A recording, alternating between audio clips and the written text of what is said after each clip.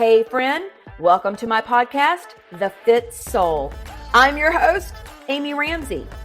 In this podcast, we will be discussing soul-filled strategies to unleash your confidence, increase your energy, and all the things healthy lifestyle. If you're a Christian woman who is ready to reach your God-given potential, walk worthy of your calling with abundant joy and energy, girlfriend, you are in the right spot. I mean, you only have one life to live. You might as well maximize it. Buckle in, and thanks for listening.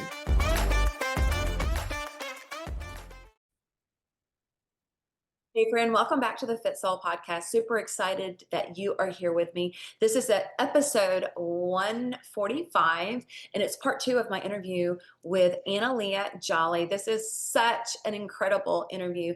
I'm calling this Chosen, Crowned, and Changing the World. She is our current Miss Mississippi, and she is an inspiring woman. She is young, but she is an inspiring woman. And in this episode, we're going to talk about her mission. And she is quite the entrepreneur. She's already written 2 books, and they are beautiful. And you'll hear us talk about it. I'm like, I don't know who did your artwork. And she did the artwork. So she's an artist. She's a dancer. She's just amazing. She's an entrepreneur. She owns her own dance studio, and we're going to talk a little bit more about what's in store for her. You're going to be so inspired after listening to her and her story, and just it's going to make you want to get up and live a limitless life. So with no further ado, let me introduce you back to the interview with my friend Anna Leah Jolly. So you've got 2 books, and I don't know who the artist is on your books. Don't tell me it's you. Is it you? No. Yes. You did that? No, you are kidding. No. We I have could just another one. Podcast right here. Did you paint, draw that, digital? Yeah, so I am really good at drawing. It's just kind of like a hidden secret. I don't tell a lot of people because they'll ask me to draw stuff and I don't have time. And but yeah, that was like one of the ways that actually a lot of people don't know this about me, but I do like love to sketch, and it's just like a way for me to relieve stress sometimes, but I rarely ever have time anymore. But yeah, I used to do that before I had friends. And and so yeah, I used to sketch a lot, and I have always wanted to write a children's book, and I've always liked to. Okay, there's another thing. Even though I'm a dancer, when I was in Ukraine, I was a singer, and I've always loved like singing. And I know this sounds kind of random, but it goes with this. I promise. I used to be a singer in Ukraine, and so whenever I came here, I couldn't speak the language to tell them that I am. So, and I couldn't speak the language, so it'd be random for me to start singing in Russian. I didn't want to freak people out, so when my parents said like, "Hey, do you want to try ballet?" I was like, "Sure." That sounds like a good plan. And I just never really told anyone that I was good at that. And I guess I like the rhyming and like poems and like songs in general. And that's just kind of like okay, so like drawing came together with like rhymes, and I just kind of and like songs in general. And I remember like telling my mom, I was like, I really want to write a children's book one day, because she was like asking me like, what do you want to do in like 5 or 10 years? And she's like, why don't you do it? And I was like, I have no time. Like, I don't know if you noticed, but I'm really busy. And God was like, haha. So I'm gonna give you a for the first time ever, I've never had this before. It was like a stomach bug, and I was like throwing up, and I think it was paired with COVID. So yeah, I was out for a week. I was in for a week. I was in bed, and I was like, you know what? I know how to use a computer. I know how to draw, and I already have an idea for a book. And I was like, why don't I just do it? So I literally would stay up throughout the whole night because I wouldn't have to be anywhere the next day. And I think like the medicine was messing with me and keeping me up. Yeah. So I just used how to use I learned how to use Canva. Like I just started doing stuff on Canva.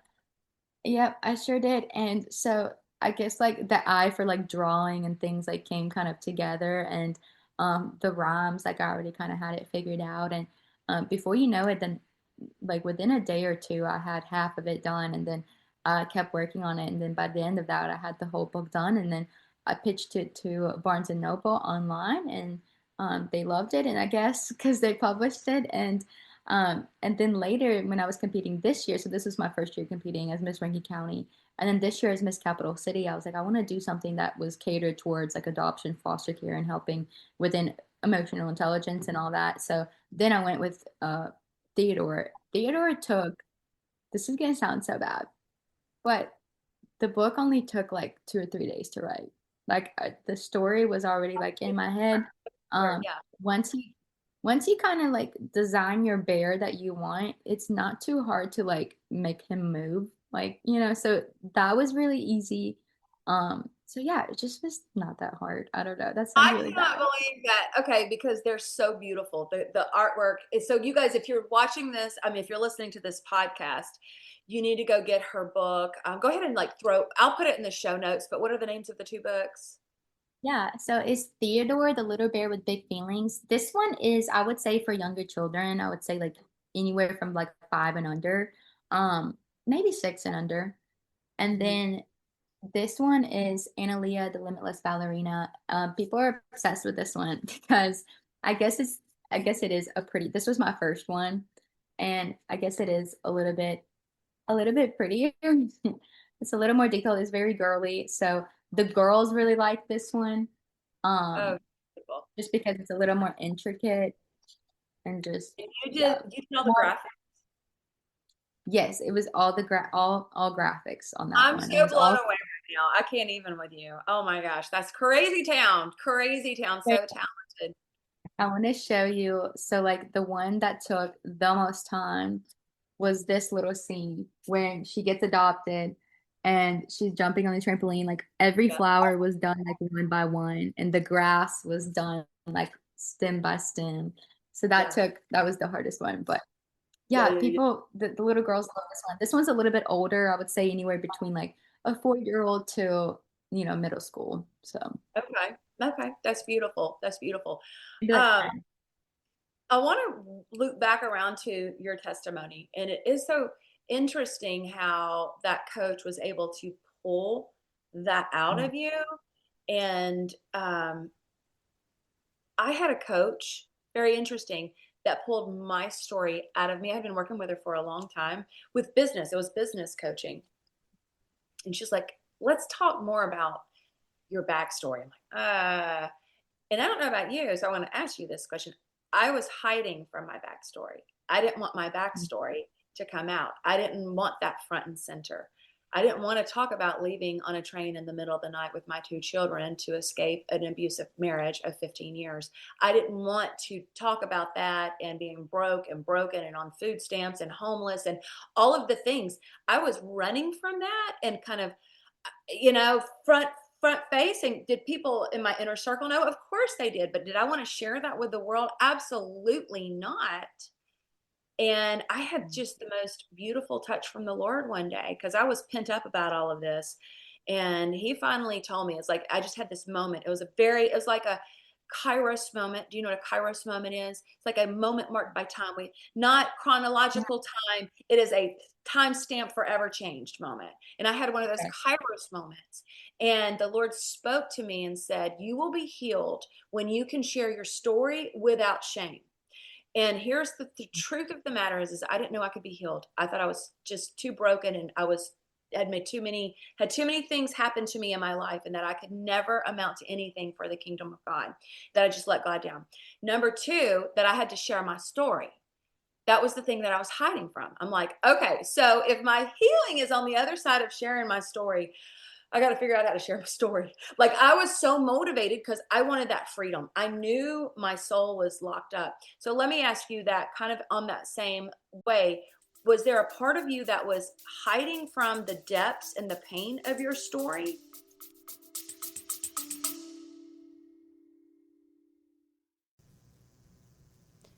If you are looking for a faith fueled, science backed system and you want to achieve your goals, build momentum, and unlock the next level of success and growth in your life, I would love to work with you in my high performance coaching.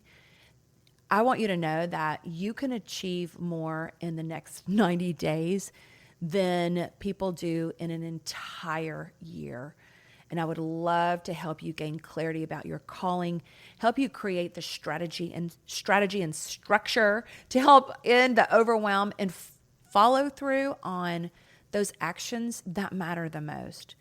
Achieve the goals that maybe you've been procrastinating on or just haven't set time to do. I'm telling you, I would love to help you with this. This is what we do with high performance coaching.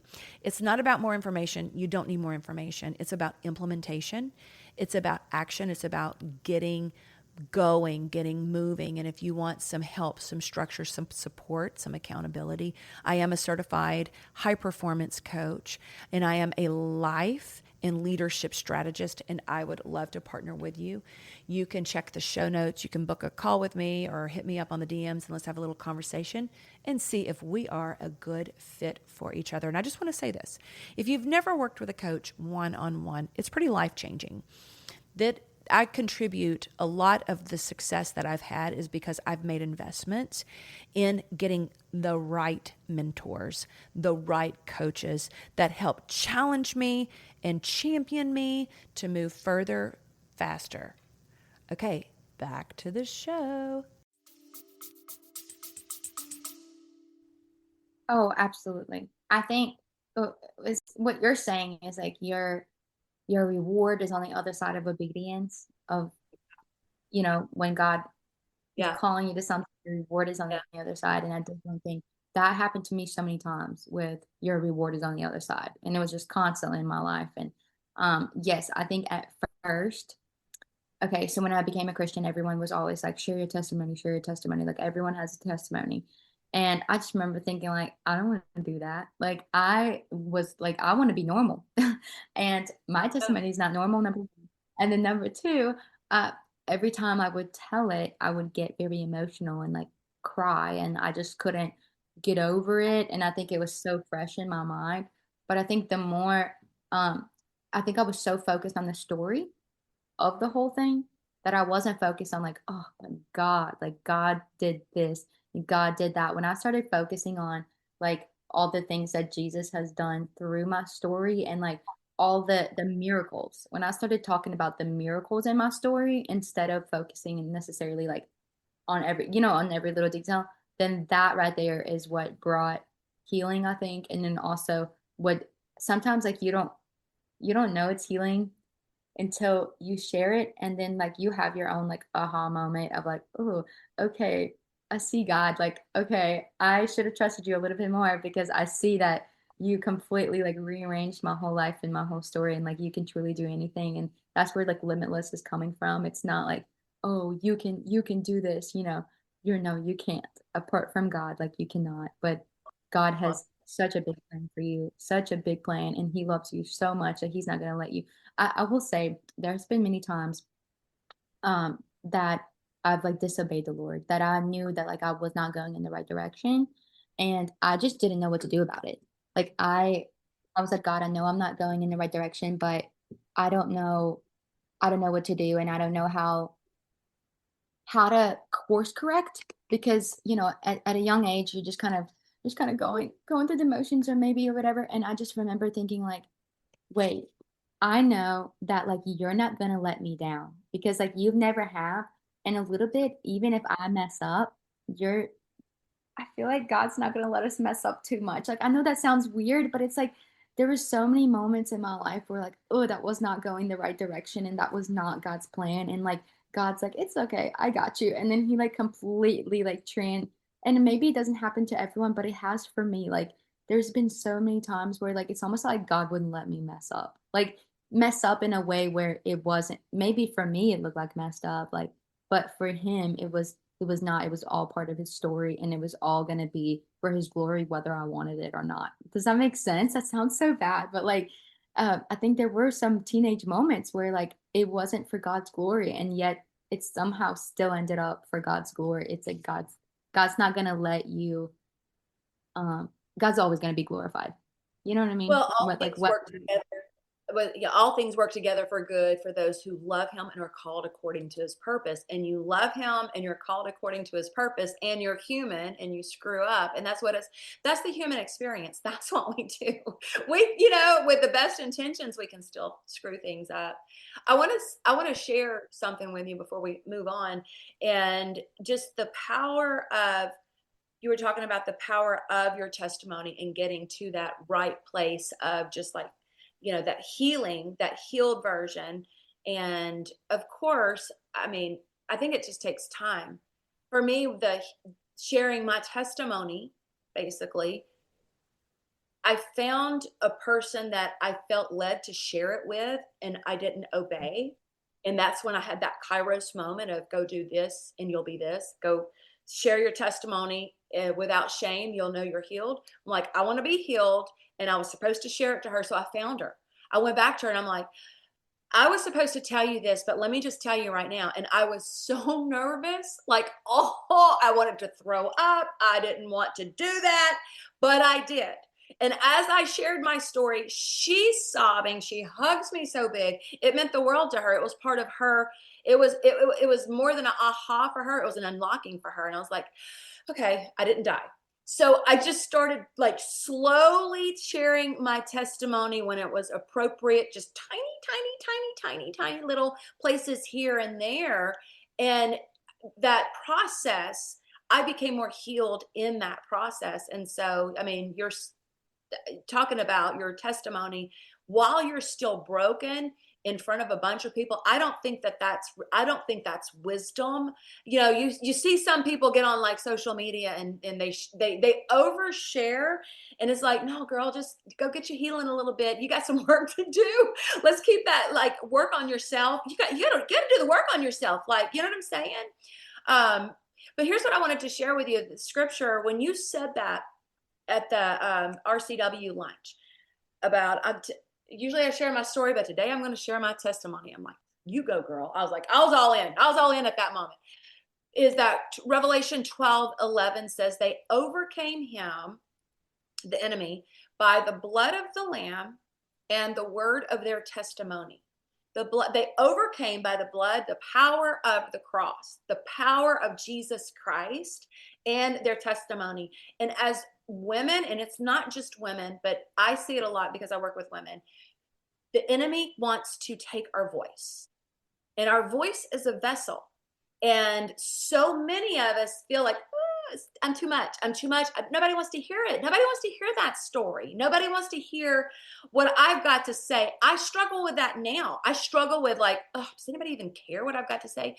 And it's the enemy who comes to kill, steal, and destroy the kingdom of God moving forward. So I just want to, like, speak, decree, and declare that over you, that your voice is a vessel and it's meant to go forth, and it's through the power of the blood of the Lamb. So girlfriend, you use this platform, the platform of Miss Mississippi, Miss America, Miss whatever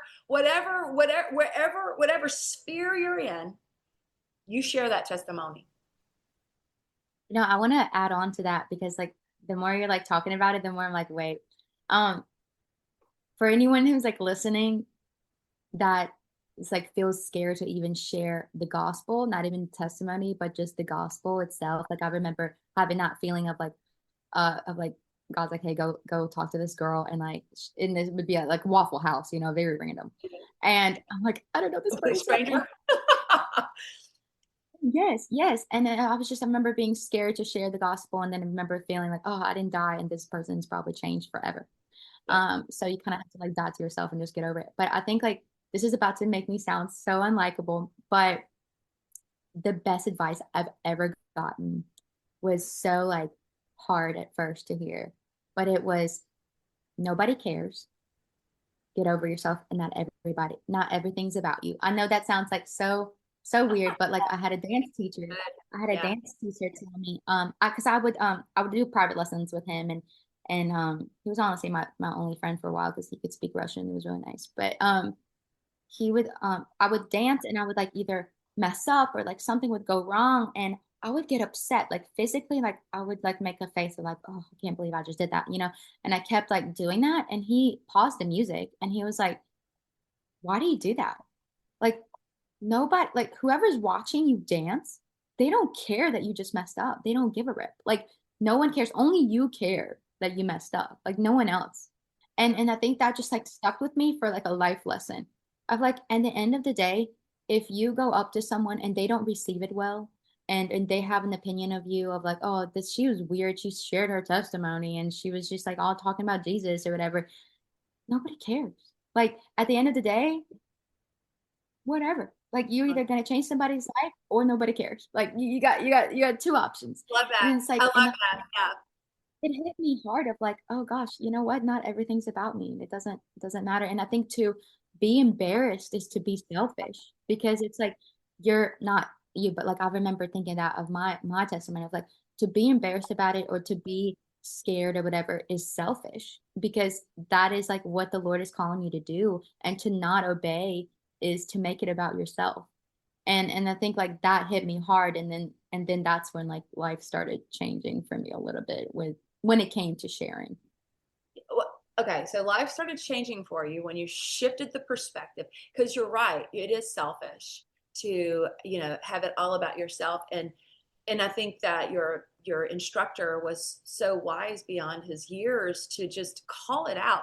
Here's the thing, we all need to be called out on our BS. We all have it.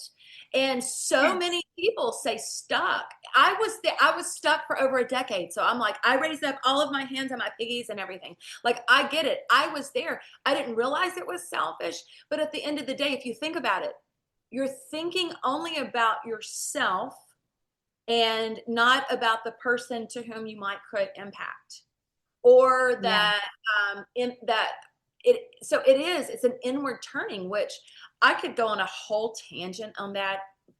We won't go there, but no, that's so true. So you know what, I mean, it's a good point. Check yourself, everybody, as you're listening to this, as you're watching this. Check yourself. Nobody cares. Get over yourself. Words from Anna Leah Jolly. No, I'm teasing. No words. No, just words to move forward. Words to move forward or stay stuck. That's your stuck self, right? Yeah. Yeah. Okay, so Yeah. you're in America. Back to your story. You're in America, and tell us a little bit about the journey of dance and why you started dancing, and what that brought forth for you, good and bad. Yeah, dance was kind of an accident.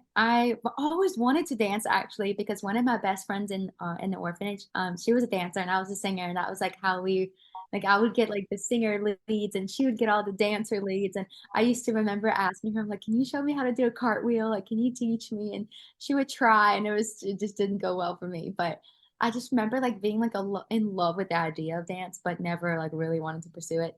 And when I was here, I couldn't speak the language, and my parents were trying to figure out like, what do we do with this child? It is a summer, because I came here in May. I was like, what do we do with her? Like, we gotta put her in something. And I remember loving soccer. Like, that is something that I was good at in Ukraine as well. Like, I just love soccer. That was our football, and that was just the biggest thing in Ukraine. And they tried to put me in that, but the auditions like were already passed and the signups and all of that stuff. So that was too late for that. And I remember like trying to they were trying to put me in basketball and all these different things that didn't work out just because I couldn't speak English. And they just like some of the schools were very strict on doing sports if you can't speak the language, just because you might not could like convey an emergency. And I was just like, look, if I'm like choking or dying, you should be able to like see that. But whatever, we won't go into it. But basically, like sports were out of the question for some reason. And we were at a restaurant, and our waiter was the company member from Nefcott, which is where I ended up dancing. She was one of the company members, and she said she saw like my parents struggling, and like they had all these papers around, like on the table, like there's no room for food or anything. And they were like, she was asking them like, what are y'all doing? And she's like, we're trying to figure out what to put like our daughter in, and like nothing's working. She doesn't speak English. And she's like, why don't you just do dance? Like, we have a summer dance intensive. It's for 1 week. She could just try it to see if she likes it. And then during the fall, she can sign up for full-time classes. And I was like, I didn't know what was going on. My parents went and got me this little leotard that was way too tight on me and tights, and they're just put me in this ballet class. And I remember my first teacher, she was just so sweet and strict all at the same time. And I was with the babies. Like I was very beginner. So I was with 3-year-olds and 4-year-olds. that No, you're wanted to just run not. around. Are you Yes, serious? They put you in a 3 and 4 year old class? yes, yes, because I was that beginner. Oh And I my just remember, gosh. Never and I remember, despise humble beginnings, as the Bible says. amen. Because I remember like being so mad about that and like, why am I with these little kids? And but then also seeing like because there were like windows or whatever in to the classroom. So I also remember seeing like actual dancers and I'm like, oh, they're good. So I'm glad I'm not in that class. But I also didn't want to be with these little babies. And I just remember like hating dance, just not liking it because of that. But also kind of loving the idea of it. My parents asked me, again, could not speak English, they asked me if I would want to apparently sign up for the whole year. Now, I thought they just asked if I wanted to do it one more week because like this was a summer dance intensive. It was just a 1 week thing. I was like, yeah, I can do that again. That sounds like fun. Like I mean, we did have some fun. We did some arts and crafts. So I was like, yeah, this is great. And turns out I agreed for the whole year. And my parents are very much of like, if you're gonna sign up for something, you're gonna stick with it the whole year.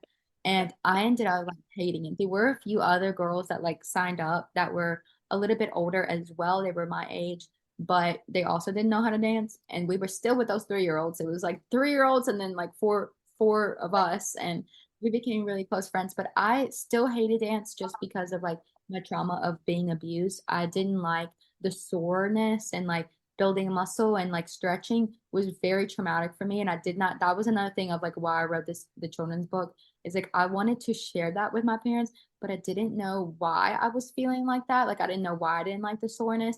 And like obviously it was because of that, but I just didn't put that the two and two together. And then I was like, I don't know, I just really didn't like it until it came to recital.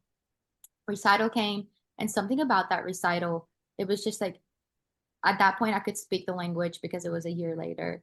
And I like we were dancing to like a worship song or something. And I just something about the light like in my eyes just made it feel very like God was with me. And it was just something about it that and my dad like always, even though I was awful at dance at that point, my dad was like kept telling me like you're a dancer. You're such a dancer. And I was just like, no, I'm not. Like I'm not really good at this. And he was like, no, you're a ballerina. There's something about you. Like you're gonna be a dancer one day. You're gonna be a ballerina. And he just kind of kept speaking that over me. I actually did not have the best uh time at dance when I was growing up in the school of the arts. And I just could never like fit in with the girls for some reason and didn't really love it. And honestly, I remember the teachers telling me to quit because I didn't have the body, like I was shorter, so I didn't have like the long legs for it or whatever. And I remember that was kind of like that was my dream to go make it into the trainee company. And they said, hold your dreams loosely, And I just remember like that was probably the best thing anyone could have said for me though, because telling me that I can't do something and shouldn't do something just because of like where I am now is the best thing ever. And that happened to me in the pageant world as well. Because when someone told me don't do it, I'm like, okay, I'm going to show you that I'm going to be able to do it. I started doing private lessons. I don't know if you know who Catherine Morgan is, but she is the youngest ballet girl a girl to make it into the New York City Ballet. She was 15 years old and she has her own YouTube channel. And when she's huge now, but like back then, not too many people knew about her. And she was just making YouTube videos. And my mom, um, somehow found her email or like maybe DM'd her on like YouTube, like in one of the chats or whatever, and got her to do private lessons with me. And Oh, wow. yeah, and she was in her like later 20s at that point. But she like went through this whole like professional as it gets in ballet with New York City Ballet. And she already went through all of this and she was from Alabama. So she was living in Alabama at this time. She just moved back that year. And so in the Alabama Ballet, I think she was teaching a few classes or something. And I would go there for every single weekend for 2 hours a week. Yeah, like 2 hour private lesson. So I would go like on a Saturday and then I'll do 2 hours on Sunday. I think that's how it went. And then we would drive back. And we did Yeah. this for like 2 years straight. We Wow. so from like 14 to 15, yeah, my whole like 14 and 15, that's what I did. And we loved it. My parents, like now looking back, wow, like my parents were willing to give up every single weekend and do that. And that was like our getaway. It was so much fun. We'd get a hotel room and yeah, that's really what they did. They sacrificed a lot for that. And then I started to get really good, I guess, and just kept like building and I made it into the training company and I danced with them for 2 years. And then I don't know, it's just kind of like time for me to go. Like I don't know, something was not sitting right anymore. And I was like, I really wanted to start a dance studio. So I started that at 20 years old, started my dance studio within Courthouse Gymnastics. It's called Studio A Dance Company. And I don't know, I guess fell in love with the idea of like these little young girls coming in. Some of them are coming in starting at a later age, as far as dance, kind of like I did, and becoming like, really good at it. And now we have little groups that perform in the community called the Christmas Bells and the Elite Team. And obviously, like the main goal is to make them competition dancers maybe one day. But my goal with them is to show them that they can share Jesus in all aspects of life. And it's interesting that now they always come up to me and they're like, I shared Jesus with this girl in my class. And then the other girl came up to, she goes, I gave my Bible to this girl that doesn't have a Bible.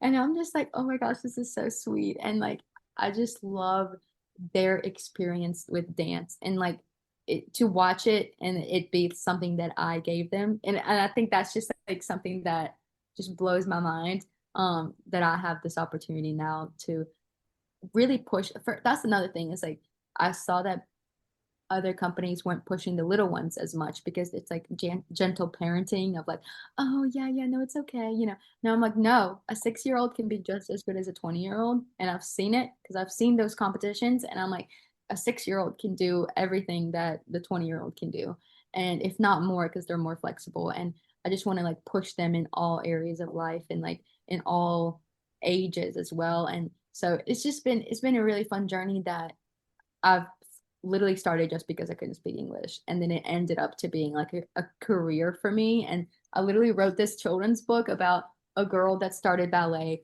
really late in life and became, good at it. So that was Well, just, that's, it's just interesting.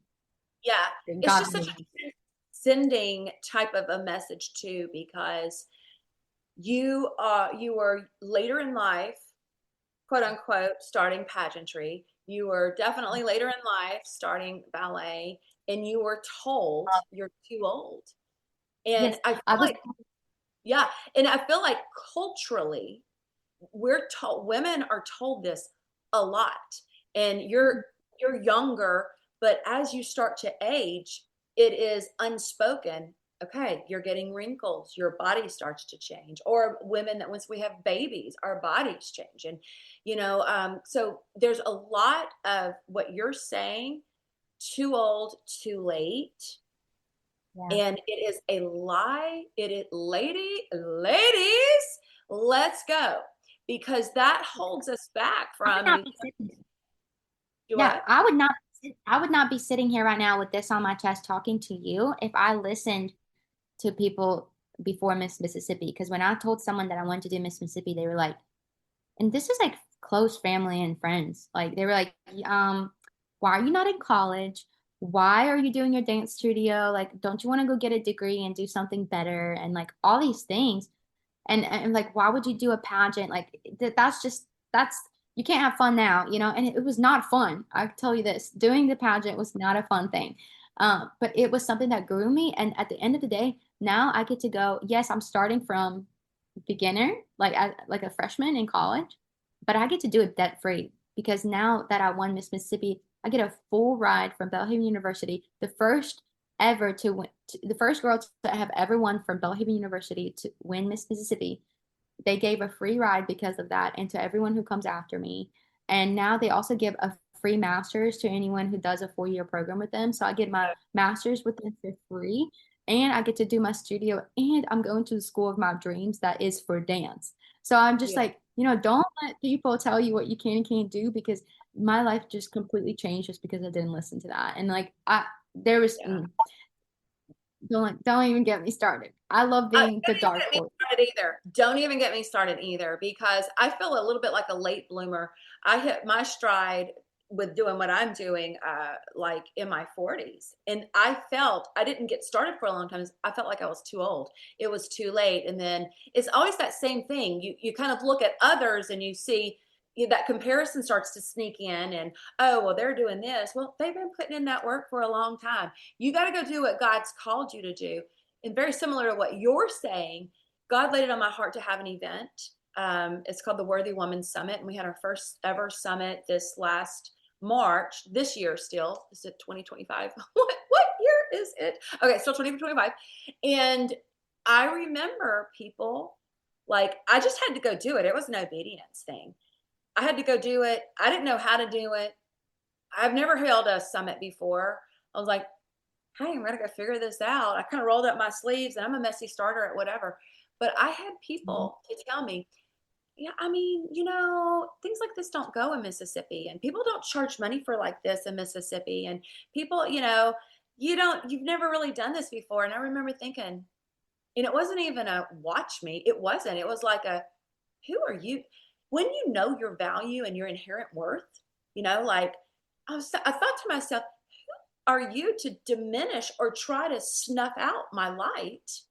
And like Mhm. that expression, it says, don't shrink your light because it what is that expression? Because it makes other people uncomfortable, And so when you Yeah. shine bright and you're moving forward and you're doing the things, oftentimes people are because they don't take risks, because they're playing it safe, they're playing it like it's supposed to be played, and this is what the textbook says, and this is what's the good way to go. And you're like, but this is God's called me on a different path. And just like But to go there's for it. more than one. So yeah, you go, girl. Definitely. I just love that it's all paid for. You got your scholarship paid for. Yeah, woohoo!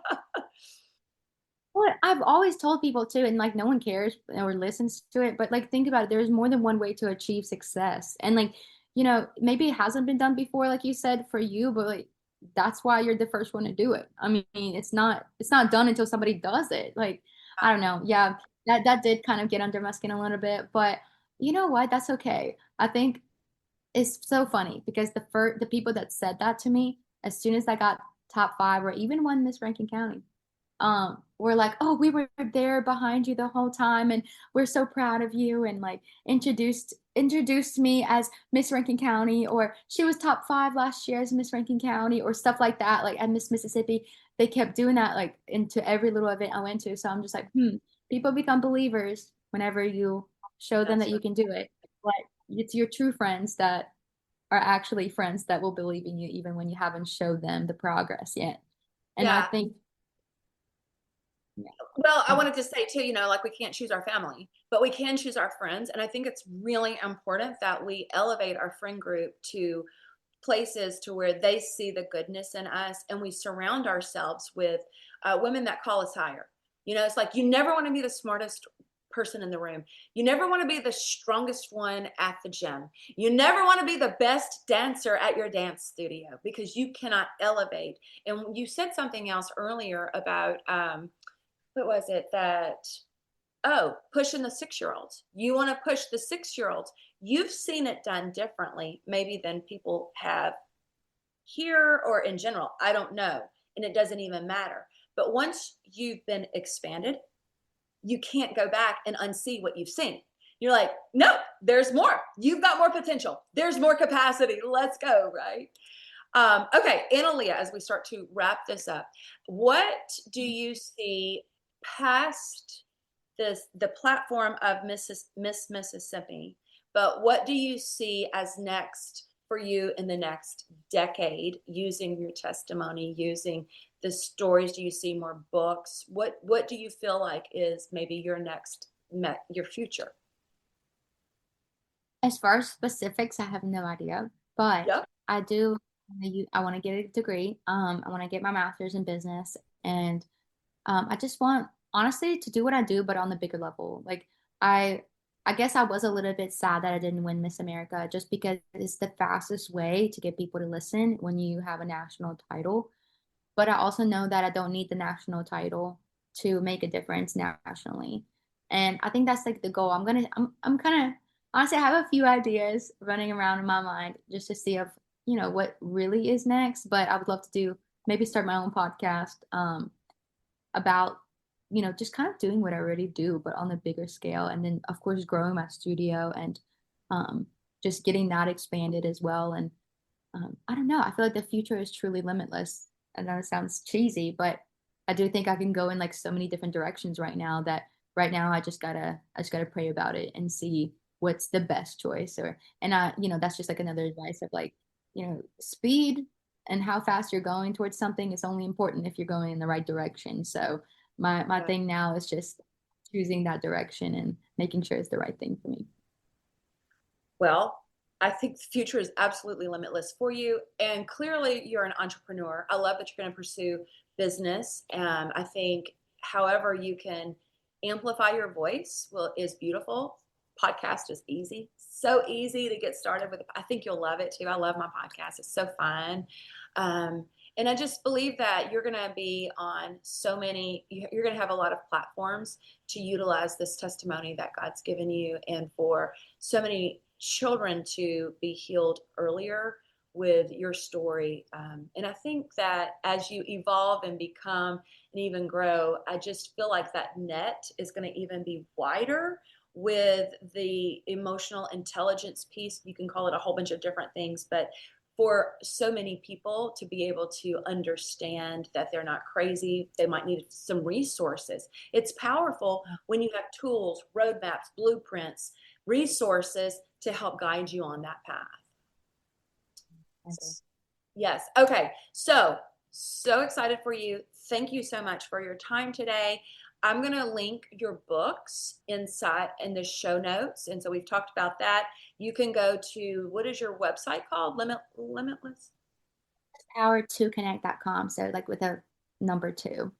So limitlesspower2connect.com. Okay. So we'll put that in the show notes, and then connect with her on social media, which would be, what is your, it's not Anna Yeah. Leah Jolly. What is it? So my social media, like Instagram or Facebook, is 22 Anna Leah Jolly because I think I started it in 2022. And then my Miss Mississippi is Miss America MS. Um, yeah, but honestly, to just kind of like leave, I guess, with something or like to wrap all of this up, with everything that I said, like I guess my advice to like the world, and I hope that this is like the only thing you get out of it maybe is if you listen to any of it, it's like don't waste your life. I've been 24, I'm 24 years old, which means I've been alive for, if you put it in numbers of days, only about 8,000 days. But I'm already 24 years old, so we really don't have that much time on this earth. And so shine your light, use the God-given gifts that only God has given you, that only you are able to bring people to his kingdom in the way that God has designed you to do it, and go for it. And that's like, if you get anything away from it, like you are limitless with God and you are limitless in your walking through in obedience. And of course, your reward, like I said earlier, will be on the other side. Right. That's right. That's right. I was going to ask you. So I'll go ahead and ask you, because I think it might be that what you just said. But my mission is to walk worthy and to help other women walk worthy of their calling. So like, just if you could, what would that look like? How would you still encourage somebody to continue to stay on the path of walking worthy? Thank you. I think for me, I don't know what your story is and what you've been through in life, but for me, I would not be walking worthy if I was stuck in my past and if I was stuck in unforgiveness. And I think it's so important that no matter what you've been through in life, that you walk in forgiveness, you walk in grace and beauty, and in like the purpose that God has given you. And I think that's the only way you're going to be walking worthy is when you realize that He has made you to be worthy. Mm, mm, mm, mm. Wise beyond your years. I love you. Wise beyond your years. I love you too. Okay, so you guys, y'all go buy this book, buy a whole bunch of copies, send them to your friends, send them to my cousin has two adopted children, from one from China and one from I, I want to say the Philippines, and I might be wrong now, but she's a huge advocate for adoption. I should connect you to. She's amazing. And But Barnes yeah, and Do what? I'm about to do a I'm about to do a book signing with Barnes and Noble very soon. So keep like if you follow me on Instagram or Facebook, you'll see that I'm about to start posting like when that is, what the event is, and if you buy my book online now, I'll be doing a signing at Barnes and Noble. Oh, wonderful. Okay, perfect, perfect, perfect. Yeah. Okay. So you guys, if you loved this episode, and I know you did, do me a favor, download it, leave a 5-star review, and then like screenshot it and share it with a friend. Throw it in your socials. Tag Anna Leah. Tag me. We'll reshare it. We'll do all the things. And we are so, girl, we're so grateful. I'm just grateful for your mission, for the mission field that you're in, and I'm so excited to link arms and just do life with you and just cheer you on along the way. You're amazing. Okay, friends. Well, we will see you back this time next week. All right. Bye, everybody. Girlfriend, thank you so much for listening to the podcast. I'm so honored you come back every week and that you share the Fit Soul podcast with your friends and family. Every time you share my podcast on Instagram or Facebook, I do a little happy dance. Make sure you subscribe to the Fit Soul podcast where you'll never miss an episode. You can go to Podcast, Apple, Stitcher, and Spotify and subscribe so you'll never miss an episode release. And just know, I truly love bringing you excellent content and great guests to provide you motivation and faith inspiration to help you walk worthy. And one of the ways you can help me is to go and leave the Fit Soul podcast a review. If you have just a moment, would you please go over and leave a review for the Fit Soul podcast? Thank you again. I love you. And here is your reminder. You are worthy. Until next time. Bye-bye.